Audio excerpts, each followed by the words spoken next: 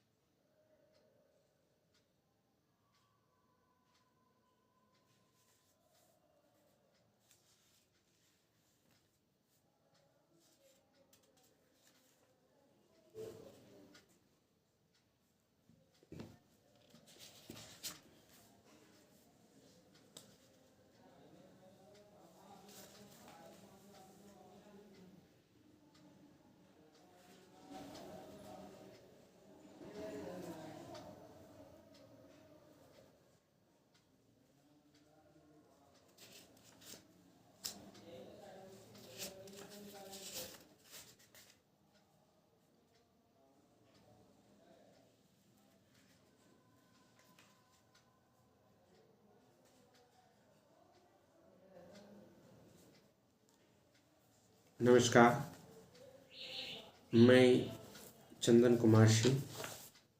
आज हम लोग कुछ बात करने आए और मेरा यह विश्वास है कि जो भी यह वीडियो आज देखेंगे वह खाली हाथ शायद नहीं जाएंगे, कुछ न कुछ सीख कर जाएंगे, कुछ सीखते हुए जाएंगे। तो उसी को रखते हुए इस वीडियो को शुरू किया जाता है और हम लोग इसमें जो है देखते हैं कि हमारे जो मित्र हैं उनका मानना है कि हम लोग कभी कभी सुनते हैं कि पुत्रत्व में क्या अभिप्राय है, यानी कि पुत्रत्व का क्या मतलब है। तो उसी के बारे में हम लोग बात करेंगे कि पुत्रत्व क्या होता है। तो हिंदू समाज में, हिंदू विधि में पुत्र को अत्युत्तम एक महत्वपूर्ण स्थान प्रदान किया गया है, जो प्राचीन काल में अपनी चरम सीमा पर था।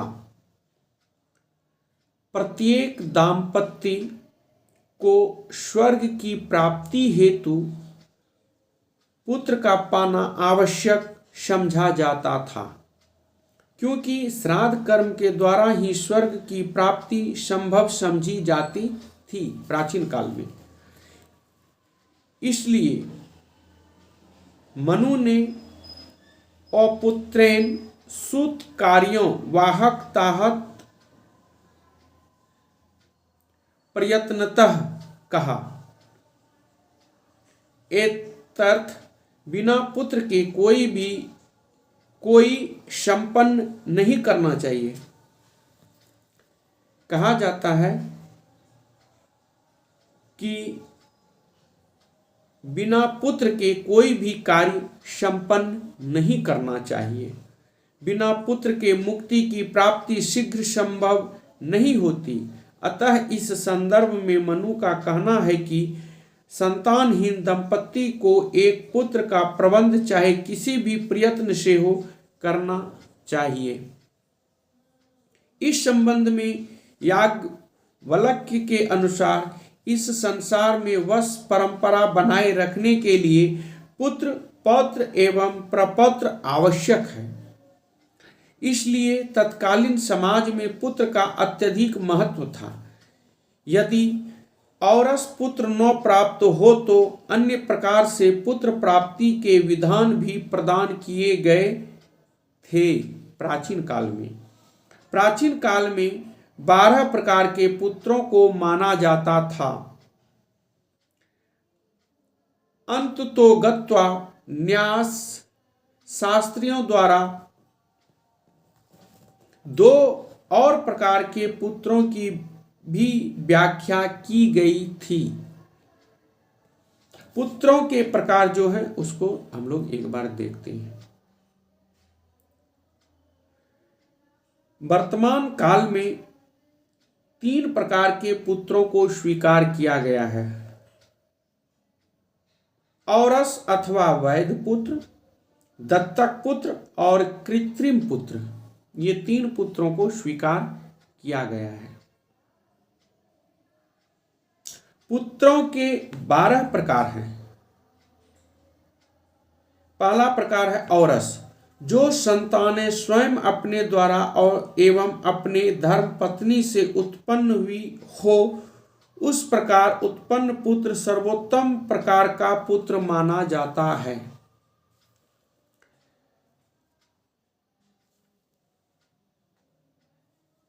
ये औरस है, यानी कि पति पत्नी के सहवास से जन्म लिए हुए जो पुत्र हैं वो ही सर्वोत्तम प्रकार के पुत्र माने जाते हैं। दूसरा हो जाता है क्षेत्रज, अपनी पत्नी से किसी अन्य व्यक्ति द्वारा उत्पन्न किया गया पुत्र क्षेत्रज पुत्र के रूप में स्वीकार किया जाता है। इस प्रकार का पुत्र पति की इच्छा अनुसार ही उसको स्त्री से उत्पन्न करना स्वीकार है, जैसे कि व्यवस्था नियोग आदि में होती है। ये हुआ क्षेत्रज। उसके बाद आता है गूढ़ज, धर्म पत्नी के द्वारा जो पुत्र गुप्त रूप से उत्पन्न किया जाता था वह पुत्र गूढ़ज कहलाता था। इस प्रकार उत्पन्न पुत्र के वास्तविक पिता के संबंध में कोई विशेष जानकारी प्राप्त नहीं होती थी, वरन वह पुत्र उसी पत्नी का पुत्र कहा जाता था। उसका होता है कनीन। अब कनीन क्या होता था? जो पुत्र कन्या को अविवाहित अवस्था में उसके पिता के घर उत्पन्न होता था उसे कनीन पुत्र कहा जाता था। उसके विवाह के उपरांत वह उसके पति का पुत्र माना जाता था।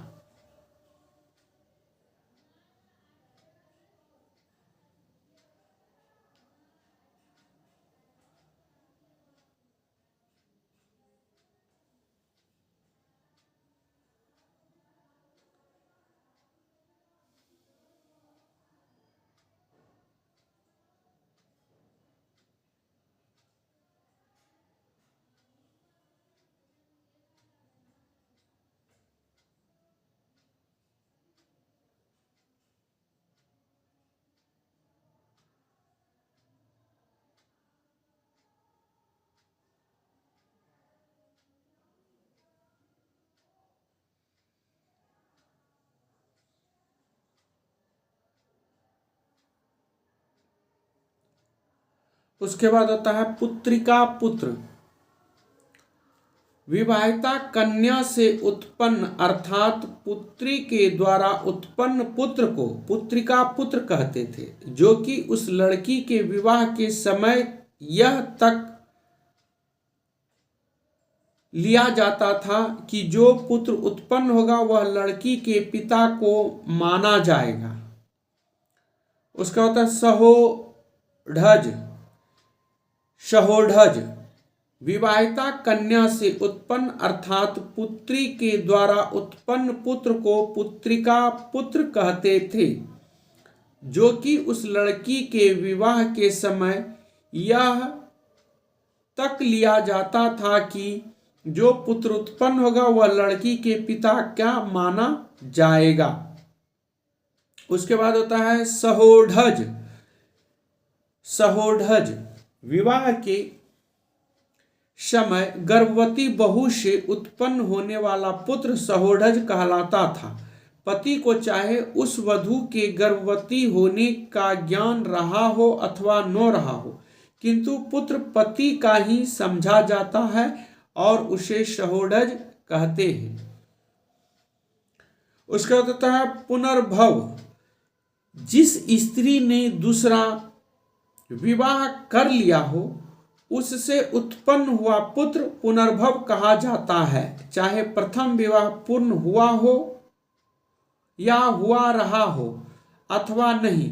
वशिष्ठ के अनुसार वह क्षेत्रक और मृत्तिका पुत्र के बाद आता है।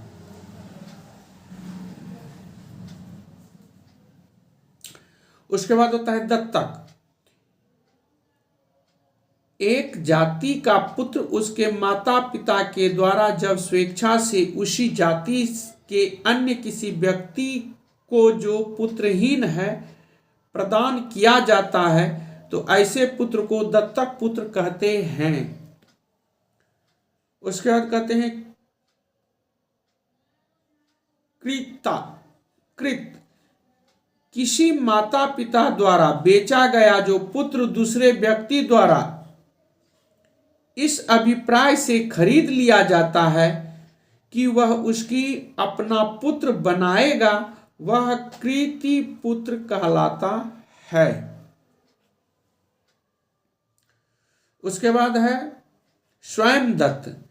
जब किसी माता पिता द्वारा परित्यक्त पुत्र स्वयं अपने को पुत्र रूप में किसी को देता है तो उसे स्वयं दत्त पुत्र कहते हैं। और 12 में है अपविध। कहता है जब किसी पुत्र के वास्तविक माता पिता उसे अभी त्यक्त कर देते हैं और दूसरे माता पिता द्वारा वह पुत्र रूप में स्वीकार कर लिया जाता तो उसे अपविध पुत्र कहते हैं। कुछ ग्रंथकारों ने एक अन्य प्रकार के पुत्र बताया है, निषाद। यदि किसी ब्राह्मण द्वारा किसी शूद्र पत्नी से कोई पुत्र उत्पन्न किया जाता है तो इस प्रकार उत्पन्न हुआ पुत्र निषाद कहलाता है। और 14 होता है पराशव। जब किसी शूद्र द्वारा किसी ब्राह्मण पत्नी से पुत्र उत्पन्न किया जाता है तो इस प्रकार से उत्पन्न पुत्र पराशव कहलाता है। तो ये हम लोग देखें 12 प्रकार के पुत्रों का वर्णन है। फिर उसके बाद हम लोग देखते हैं जो पुत्र के कितने प्रकार हैं। पहला होते हैं औरस, दूसरा होते हैं क्षेत्रज, तीसरा होते हैं गूढ़ज, चौथा होते हैं कानीन, पांचवा होते हैं पुत्रिका पुत्र, छठा होते हैं सहोडज, सातवां होते हैं पुनर्भव, आठवां होते हैं दत्तक, 9 होते हैं कृत, 10 होते हैं कृत्रिम, 11 होता है स्वयंदत्त, 12 होता है अपविद, 13 होता है निषाद, 14 होता है पराशव।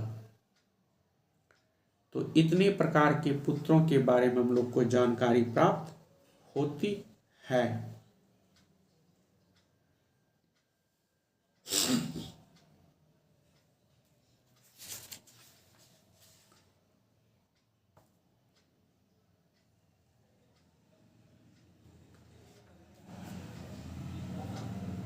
अब इसमें हम लोग को ये भी देखना होता है कि इतने पुत्र तो हैं, इसमें ये देखा जाता है ये किस क्षेत्र के हैं, दया भाग है या मिताक्षरा है।